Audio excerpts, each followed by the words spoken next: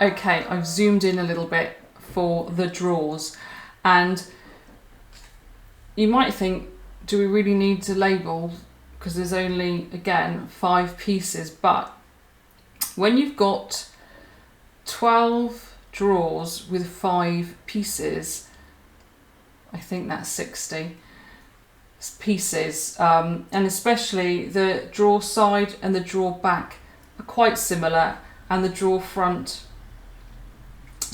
side and the drawer base are quite similar, and the drawer front and the drawer back. So the drawer base, and it looks similar, that's a DB and not a DS for drawer side. The drawer base is slightly wider and slightly longer, and then the drawer front is square, the drawer back is not square, it's slightly less tall than it is wide. But it's just handy to have these pieces as you're going, so you don't accidentally put 2 drawer bases and think one of them's the side. So if I take the labels off now, the drawer sides fit onto the base. So if it's that way around, they're fitting on there. Let's put a line of glue down the edge of a side, and the edge of the side goes onto the base, and you can see it's not as long as the base, so we want the front to be flat, so line up all the pieces to the front, because the front square covers up all those edges. And again, just get it square and hold it while it takes off, while the glue goes off, while it takes. And you can see possibly there is it's inset at the back, but it's flush at the front, which is what you want. And then we want to take the other side and we'll put glue on one edge, and again get it flat down so it's flush at the front, and put that edge onto the drawer base, so that we have kind of a U shape there. The 2 sides are sitting on the base, flush at the front. Ooh. And then there's a little inset at the back for the back piece. So we want to put glue on the ends. This is the back end of the drawer. So glue on the edges of the side there, but on the bottom of that piece. This is the drawer back. We've got glue on this edge. You see that? That's the drawer back orientation, and we've put the glue on the bottom edge there, and that's sitting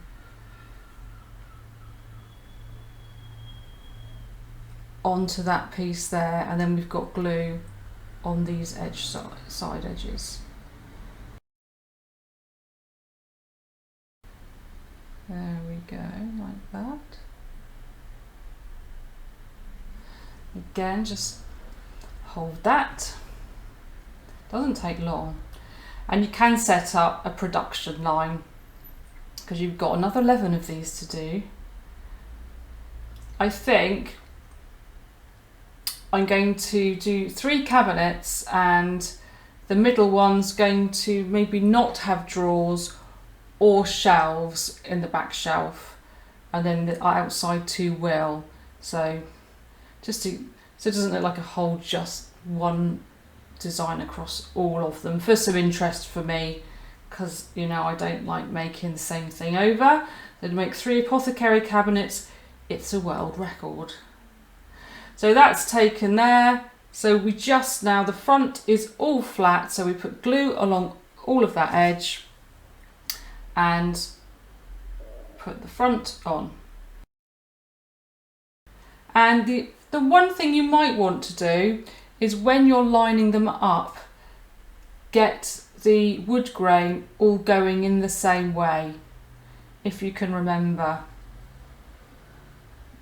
Because it's square, you don't have to think about that when you're cutting it, because if it's going the wrong way, you can just turn it around 90 degrees. But I did, on this one, line up all of my front squares with the grain going that way.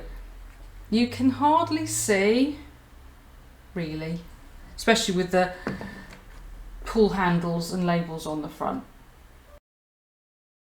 So that is the drawer. We need to do another 11 of these,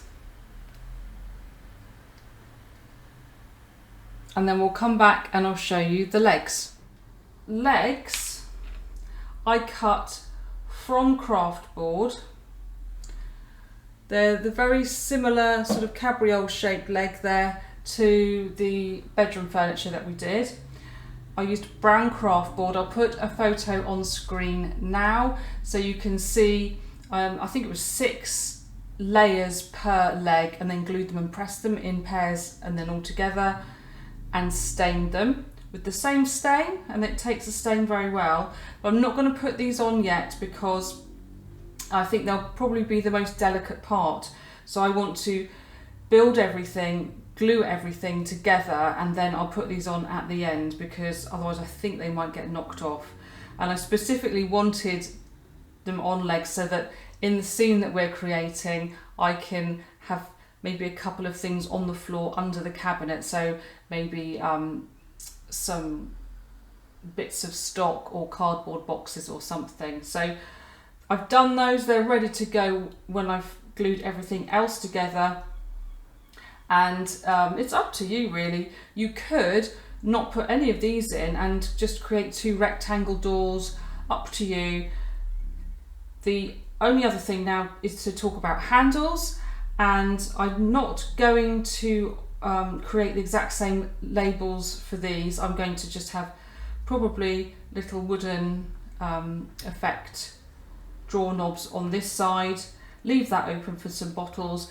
But if you do want to create these handles and labels, we've included the link for the design space file in the SVG bundle, so have a look for that. It'll take you straight into design space and you can create these from craft board. So I'll go and talk you through that now. So you'll see in the SVG bundle that the drawer handle comes in as an SVG. There's no green square because you really can make these whichever size you want. So you might want smaller ones or larger ones. So it's up to you to really measure the front of the drawer and see what size you think would work.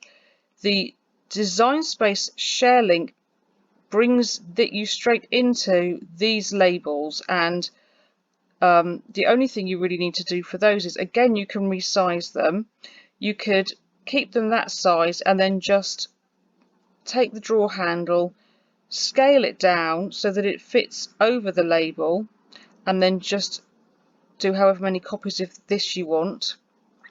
I did my handles in craft board and the labels I did in copy paper. I didn't want them to be too thick under the handle, and you'll just need to make sure it should come in like this in design space anyway, because it's not an imported SVG. We're sharing the actual design space file for this one.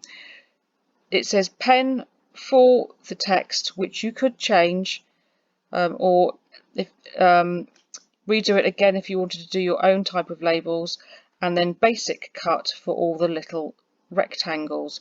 So that's up to you. You could cut them in something else as well, the handles. Craft board worked well for me, and then copy paper for those labels. But I would always say, when you're going to make something as fiddly as this handle, cut more than you think that you need. So you kind of need 12, so I cut at least 15 or 16, so you've got a couple to practice on, or if you do make a mistake with one, you haven't got to load up the whole mat again and cut more. So maybe cut double of everything so you've got room to make some mistakes. So I'll just go back now and show you a close-up of the handle in craft board and explain to you how I shaped it.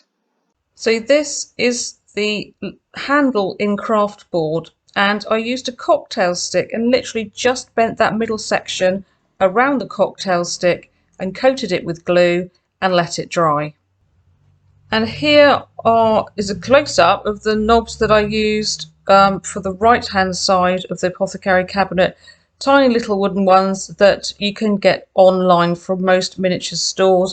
And I did drill a hole right in the centre of the front of the drawer, insert the sort of main part of the knob through it, and then I put a blob of glue on the back so that we didn't get any glue overspill on the front of the drawer. So I'll see you next in part 3 to make the shelves.